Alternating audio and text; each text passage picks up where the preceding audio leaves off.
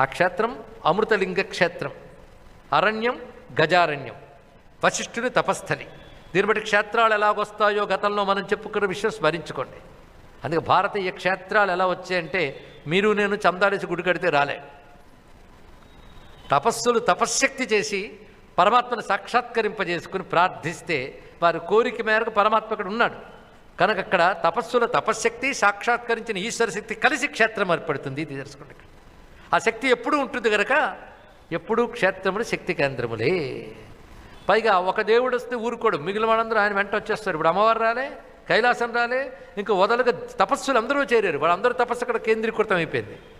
ఇప్పటికీ భారతీయ క్షేత్రాల్లో మనం చూస్తున్న వ్యాపారాలు దుకాణాలు మాత్రమే కాకుండా మన కంటితో చూడలేని మహాత్ములు తపస్సులు సిద్ధపురుషులు లెక్కలేనంతమంది ఉంటారు తెలుసుకోండి. ఇక్కడ లేకపోతే ఎక్కడుంటారో తెలియని వాళ్ళు లక్షల సంఖ్యలో కుంభమేళకి రావడం ఏంటండి?